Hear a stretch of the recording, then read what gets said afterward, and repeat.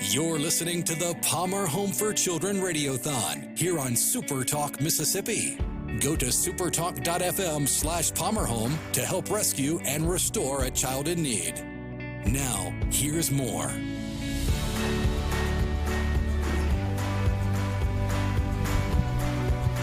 Welcome back, everyone. It's hour 2 of Middays.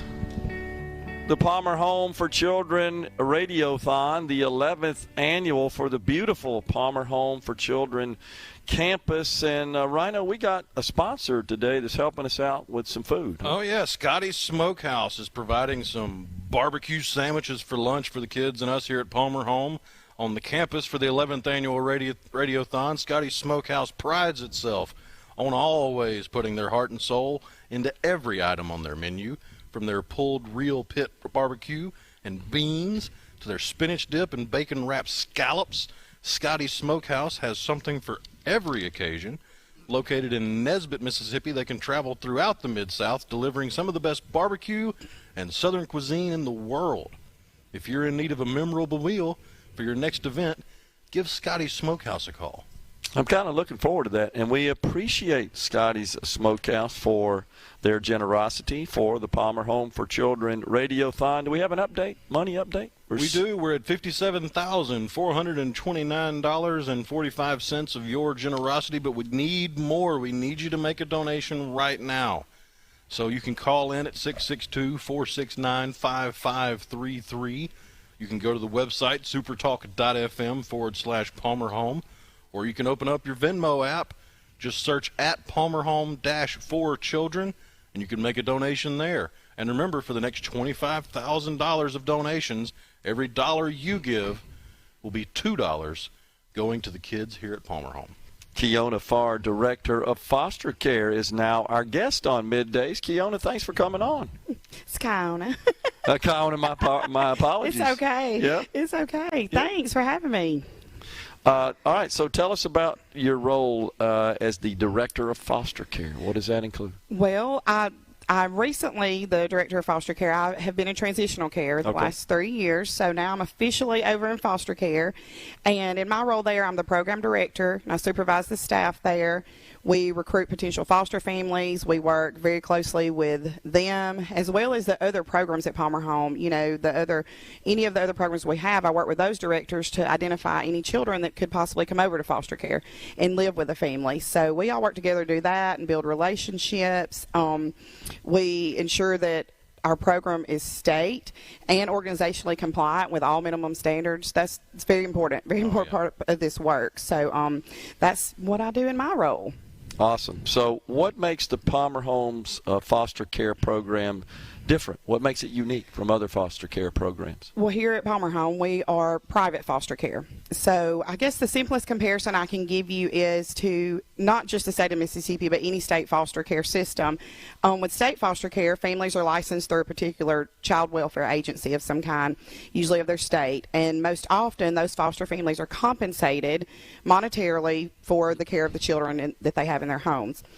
At Palmer Home, they are not. The people that come to us and foster our children, they do that out of just the goodness of their hearts, just they're mission-minded.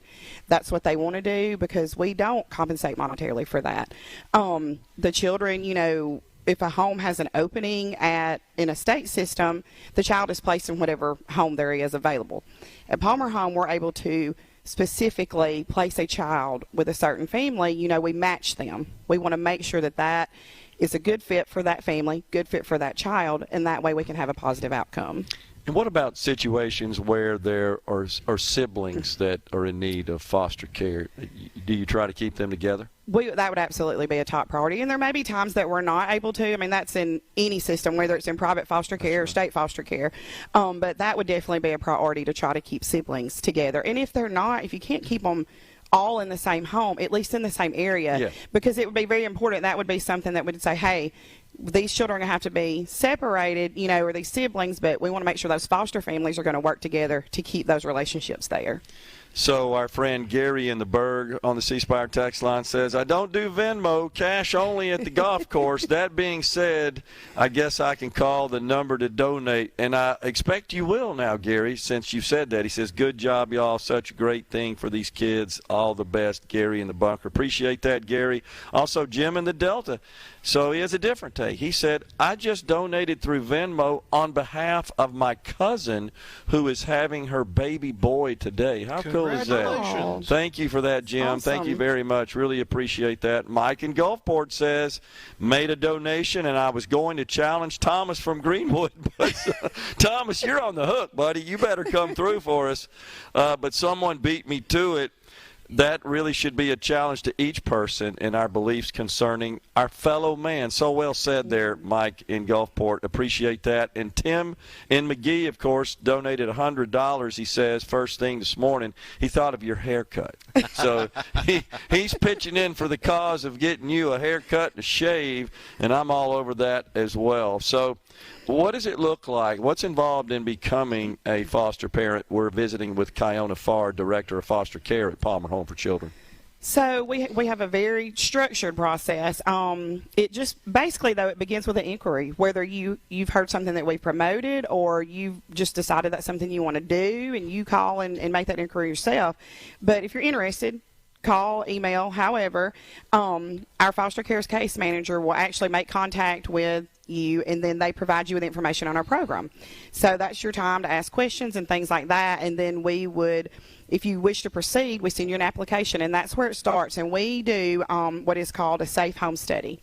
And SAFE is a program that we use, and it's very detailed, and it is a long process. So the ideal time would be 90 days to go through that process. Sometimes it's longer than that, and that's okay, because we want to give families the time they need to prepare to do this mission and serve Palmer Home. But you do that, and it is extensive. We also require you to go through whole child training, which is what we offer here at Palmer Home. So you have to do that training before the process is ever finished. Yeah. We do that, and we do continue training, once you go through the process. But definitely that home study is the very first important piece that we do. And when we say home study, we don't mean just the physical home environment. We study your life. We check into all aspects of that. Yeah. So I want to share that my wife and I served as foster parents several years ago. In fact, at that time we had 2 natural children and 2 foster children in our house, and they were within a year or so apart. Had stair steps of them. And the situation was they had suddenly lost their single mother. Yes. And of course, as you've said, the state was going to assume care for them, but unfortunately there was not a home to place them in where they could stay together. Mm-hmm. And typically when that happens, they end up splitting them up, or sometimes they transfer them to the federal control. Mm-hmm. The federal system, as they call it, gets involved. And so we did that, and I say that as a preface to our next question, which is, what are some of the most rewarding reasons to become a foster parent? I can attest personally, it was an incredibly rewarding experience. I still think of those kids who are grown adults now and productive. Right. I'm so happy to say, went through college, played sports, and so forth. Love them as our own, and they're still our family, of course. It is a rewarding experience, though, is it not? Oh, it is. It is. It's one of the most rewarding experiences you can ever have. I always tell people that if it's laid on your heart to serve and you're able to, then why not? Why not become a foster parent if you're able to do that?